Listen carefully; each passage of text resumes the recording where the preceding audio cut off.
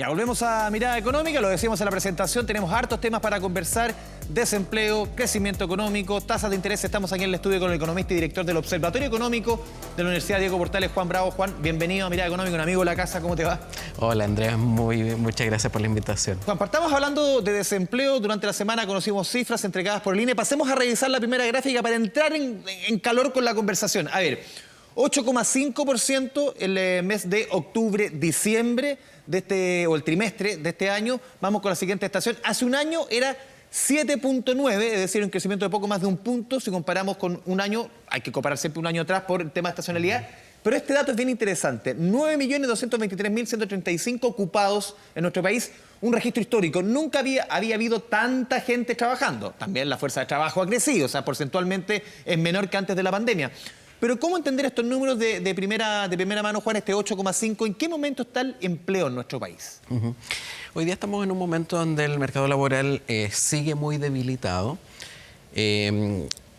Lo que, cierto, con esta cifra de 8,5% ya llevamos 14 meses consecutivos de alza anual en la tasa de desempleo. O sea, llevamos mucho tiempo, ya un periodo muy prolongado con alzas. Eso tiene que ver con que se crean empleos, pero no a un ritmo lo suficientemente dinámico. O sea, ¿cierto? hay una demanda mayor que la oferta. En el fondo, claro, se está incorporando mucha más gente al mercado laboral que quiere participar en el mercado laboral que los puestos de trabajo que, en definitiva, están disponibles, ¿cierto? Entonces, el empleo crece al 2,9% anual, pero la fuerza de trabajo creció al 3,6% anual. Entonces, eso significa que hay personas que se van a incorporar, que quieren participar en el mercado laboral, pero que no encuentran trabajo, ¿cierto? Y por eso entonces se produce esta alza en la tasa de desempleo. Y estos bajos ritmos de creación de empleo tienen su raíz, ¿cierto?, en la debilidad de la actividad económica. Hoy día tuvimos datos bastante desastrosos. Que lo vamos a conversar después justamente porque todo va amarrado, claro, en el fondo. Pero obviamente ese es el factor fundamental detrás de esto, ¿cierto? Tenemos un crecimiento realmente muy bajo, que pensábamos, ¿cierto?, que iba a ir de menos a más, pero hasta ahora no está siendo así. Y eso se ha reflejado en el empleo, en particular en la generación de empleo asalariado formal en el sector privado. Este es un indicador que es bastante esencial de ir monitoreando, porque el crecimiento económico está directamente asociado a ese tipo de empleo. Entonces, cuando uno ve que la generación de empleo asalariado formal en el sector privado está muy débil, eso es un reflejo automático de que el crecimiento económico está muy débil. Y de hecho, justamente por eso no es sorprendente que ese empleo no esté repuntando, porque hoy día justamente las cifras de crecimiento nos están confirmando que no está ocurriendo finalmente ese repunte aún. Yo recuerdo la última vez que conversamos, tú nos decías, con otra medición que también no era buena, que llamaba la atención, por ejemplo, personas que estaban trabajando, que estaban buscando empleo. ¿Se vuelve a marcar ese punto que también presiona al mercado laboral? Claro, efectivamente. Ese es un segundo factor adicional al bajo crecimiento que nos permite prever que la recuperación del mercado laboral va a ser realmente muy paulatina, no solo porque estamos creciendo muy poco y además las expectativas de crecimiento para 2024, ¿cierto?, apuntan a un crecimiento en torno al 2%, sino que también porque tenemos este segmento de ocupados que están activamente buscando otro empleo porque quieren dejar su empleo actual. Y los últimos números nos dicen que ese grupo aumentó en 128.000 personas en el último año. Es un crecimiento del 28% anual y estas son cifras que realmente están muy por sobre el promedio histórico. Estamos en cifras récord, la verdad, en este grupo, y es un fenómeno que hay que estarlo monitoreando porque presiona el mercado laboral. Estas personas compiten por los puestos de trabajo con los desempleados y por eso entonces esta mayor presión laboral con las perspectivas de bajo crecimiento hacen prever una recuperación lenta. Juan, sigamos viendo los números que entregó durante la semana el INE para ir entendiendo un poco en qué momento estamos económicamente. Tú lo mencionabas recién, la fuerza de trabajo crece 3,6%, los ocupados solamente un 2,9%, lo que tú explicabas. De alguna forma hay una mayor presión y el mercado no responde. Pero aquí hay un dato bien importante. Después vamos a ir con los otros números. Estaba revisando en cuanto a ocupados, cuánto crece en mayores de 65 años. Hombres, la ocupación crece más de un 10% y mujeres casi un 5%. Porque claro, había sido un mercado laboral de las personas sobre 65 que había estado bien en desmedro durante el último tiempo, pero creció mucho durante los últimos meses. ¿Qué está pasando ahí? Sí, eso tiene que ver con que después de que se liberaron las restricciones, se han ido de a poco incorporando este grupo nuevamente al mercado laboral. Ahora, las tasas de ocupación siguen siendo más bajas respecto al periodo prepandemia. Porcentualmente crecen más, no en términos de número. Exactamente, pero efectivamente en el último tiempo se ve, ¿cierto?, esta recuperación que tú señalas en ese segmento, pero aún no hemos recuperado, claro, las proporciones de la población de 65 años y más que están ocupados. Mira, vamos a la segunda estación de esta gráfica, que es bien interesante. El crecimiento de la ocupación, insisto en el punto, porcentual, no en cantidad de puestos de trabajo, de mujeres casi triplica al de hombres. Creo que era 4,5 versus 1,7. ¿Por qué crece tanto respecto a hombres porcentualmente la ocupación de mujeres? Sí. A ver, en primer lugar, la recesión moderada que tuvimos entre el cuarto trimestre de 2022 y el segundo trimestre de 2023 fue particularmente perjudicial para los hombres porque fue afectado fundamentalmente el rubro inmobiliario. Con el rubro inmobiliario me refiero a la construcción y a las actividades inmobiliarias propiamente. El que más cae, de acuerdo a la última medición. Exacto. Construcción y actividad inmobiliaria. Exactamente. De hecho, la construcción destruyó 51.000 puestos de trabajo en el último año. Casi un 7%. De actividad inmobiliaria creo que cae casi un 20%. Exactamente. Son dos rubros que están destruyendo muchísimo empleo y la construcción en particular es un rubro eminentemente masculino. Más del 90% del empleo en la construcción es de hombres.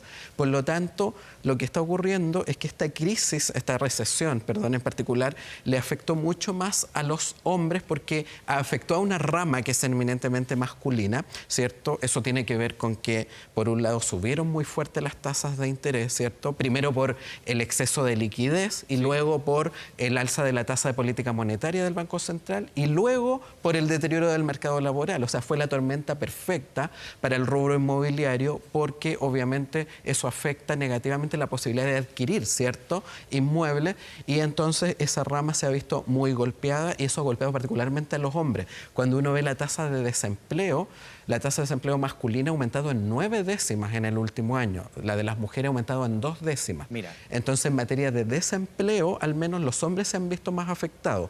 Ahora, es cierto que la mujer tiene un crecimiento mayor del empleo, pero ahí también hay que acotar que en el caso de las mujeres la tasa de ocupación informal está aumentando. Mira la siguiente, mira la siguiente, como si hubiera estado preparado. Mira la siguiente estación de la gráfica, que es justamente lo que venía a continuación.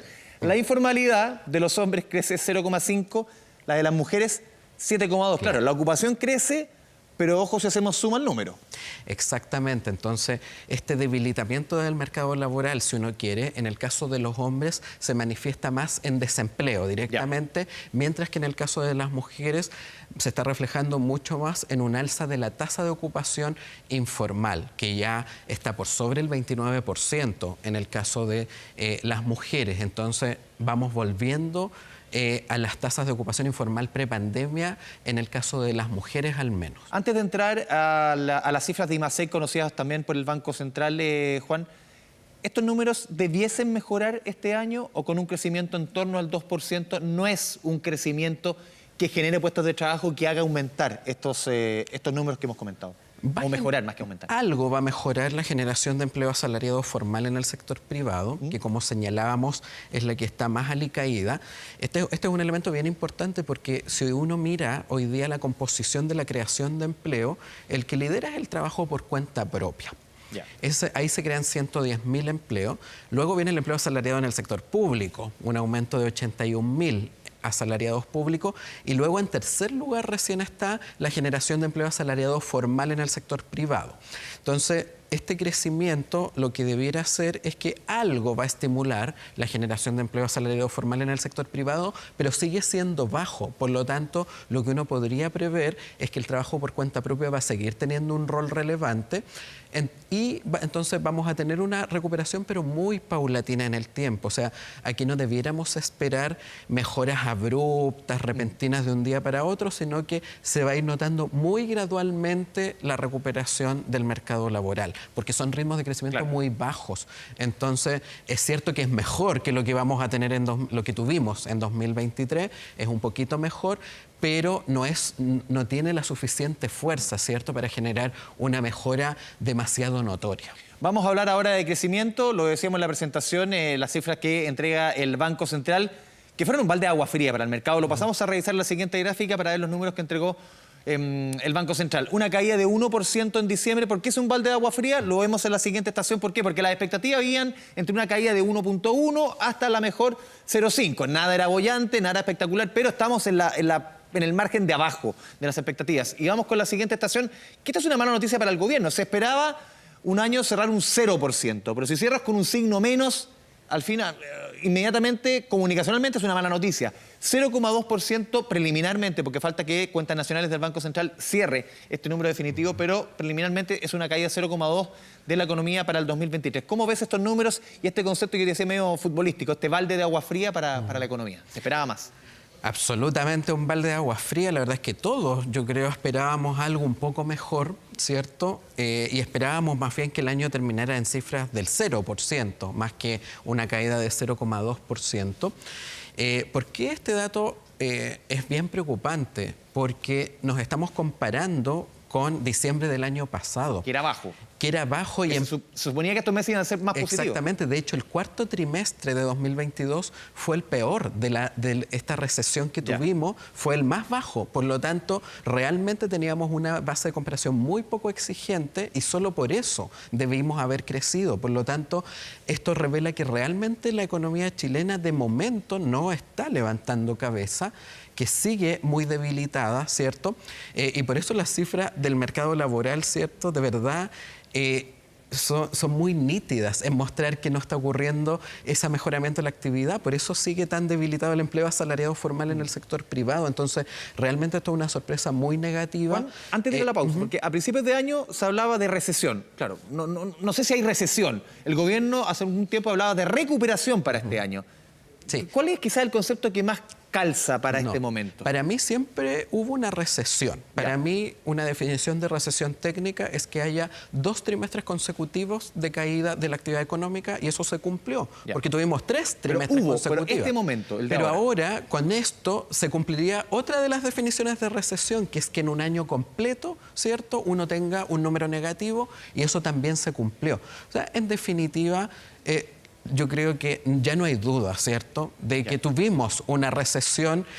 Los que negaban que hubo una recesión antes, finalmente esto terminó determinando que sí la hubo. Por lo tanto, claramente el año, este fue el costo, ¿cierto?, que tuvo que pagar la economía chilena por el ajuste para que volvamos a una inflación baja y estable. Justamente vamos a ir a la pausa con Mirada Económica. Estamos conversando con Juan Bravo y a la vuelta vamos a conversar de tasas, la decisión del Banco Central de recortar con fuerza la tasa de interés. Volvemos a Mirada Económica a través de la pantalla de Canal 24 Horas. Estamos conversando con el economista y director del Observatorio Económico de la Universidad Diego Portales, Juan Bravo. Juan, hablemos de tasas. Yo te decía, vamos a ver los números también de la decisión tomada por el Banco Central. En julio del año pasado teníamos 11,25% de tasa, lo conversábamos antes, esto era un reflejo de los niveles de inflación que traíamos, los más altos en 30 años, cerramos el 2022. A ver, diciembre ya estaba en 8,25, esta última reunión cae a 7,25. A ver, la siguiente estación, y esto lo hemos visto y lo hemos conversado varias veces, esto afecta más a los créditos de consumo, no tanto a los hipotecarios, pero nos vamos con esta caída, porque muchos esperaban una caída más agresiva, tomando en consideración, y lo dijo el Banco Central, que la inflación parece que no es tema, incluso se adelanta llegar al rango del 3%, que es el rango meta, incluso se adelanta el llegar a esta tasa neutra, dice el Banco Central, por lo menos el segundo semestre llegaríamos a este 4%. ¿Qué señal manda el Banco Central con una caída menor de la que esperaba el mercado? Y también un último elemento, la próxima reunión es en abril, o sea, va a pasar un buen rato sin reunión de política monetaria. Sí, a mi juicio la baja de tasas de interés fue bastante conservadora, considerando, ¿cierto?, toda la evidencia. En primer lugar, la inflación ya está en el rango meta del Banco Central. Es cierto que siempre puede haber algún riesgo de algún rebote, pero con las cifras de IMASEC que conocimos hoy, o sea, claramente no vemos un riesgo por el lado de una actividad pujante, ¿cierto?, que vaya a empujar los precios al alza. La inflación se ve controlada y tienes un crecimiento que está más bien apretado. O sea, era el escenario ideal para apretar el acelerador. Exactamente. O sea, estos antecedentes, conociéndolos el Banco Central, a mí por lo menos me sorprende que no haya decidido bajarla más y, como dices tú, además considerando que la próxima reunión ya es en abril, ¿cierto? ¿Qué puede pasar a que el Banco Central decida ser más cauto? Bueno, una de las consecuencias, ¿cierto?, es que nos retrasamos más, en definitiva, en estimular el consumo y la inversión, ¿cierto? Que es, en definitiva, cómo afecta la tasa de interés al gasto. Entonces, ahí tenemos un tema de que va a enlentecer la recuperación. Consideremos que la tasa neutral del Banco Central ellos la estiman en torno a un 4% o a un 4,5%. Y eso, por eso yo te decía antes que el Banco Central dice, a esta tasa vamos a llegar más o menos a mitad de año. Exacto, o sea, estamos hablando que recién estaríamos llegando para el segundo semestre, y eso puede ser un poco tarde, considerando, ¿cierto?, esta extrema debilidad de la actividad económica, la situación del mercado laboral. Entonces, esperemos, ¿cierto?, que se reevalúen los antecedentes de aquí a los próximos 2 meses y veamos si es que ya en abril se deciden por una baja un poco más agresiva, pero al menos a mi juicio, y ahí yo tiendo a concordar con el consejero discrepante, ¿cierto? Fue Céspedes. Que fue Luis Felipe Céspedes, que apostaba por una baja de 125 puntos, porque creo que a la luz de la evidencia, ¿cierto?, tenemos un espacio para rebajas más agresivas. Sí, Juan, tú lo comentabas recién, y es una discusión que está instalada hace rato, ¿con qué velocidad bajar la tasa de interés? Muchos han sostenido que el Banco Central está llegando tarde, antes de esta decisión. Yo recuerdo haber conversado acá, por ejemplo, con José Gregorio, le decía, debe haber sido más agresivo desde un inicio. ¿Qué efecto puede tener el no bajar lo suficiente la tasa de interés o con la velocidad quizás que amerita el momento? Claro, que en el fondo hoy día tenemos una inversión, por ejemplo, extraordinariamente débil, ¿cierto? Bueno, eso además en parte le suma el tema de la subejecución de gasto de capital del gobierno, que contribuye adicionalmente a la debilidad de la inversión, pero desde el punto de vista del Banco Central, ¿cierto?, esto enlentece la recuperación de la inversión. Lo más importante, ¿cierto?, es recuperar la inversión, que es el gasto que hacemos en la compra de bienes que permiten incrementar la capacidad productiva futura de la economía. Y eso entonces, el riesgo es eso, de que la inversión no pueda levantar cabeza más rápido. Vamos a ver cómo terminan las cuentas nacionales cuando salgan en marzo, ¿cierto?, del año 2023, pero todo indicaría que tendríamos alguna contracción de la inversión en 2023, una caída. Y ese es el problema, a mi juicio, más grave, ¿cierto? Si bien la baja de la tasa de interés también ayuda a estimular el consumo, a mi juicio es no poder estimular la inversión el problema más serio. Para ir cerrando, Juan, hemos hablado de crecimiento, hemos hablado de inflación, hemos hablado de empleo. ¿En qué momento está nuestra economía? Sí. ¿Crees tú? No, es un momento claramente de fragilidad de la actividad económica.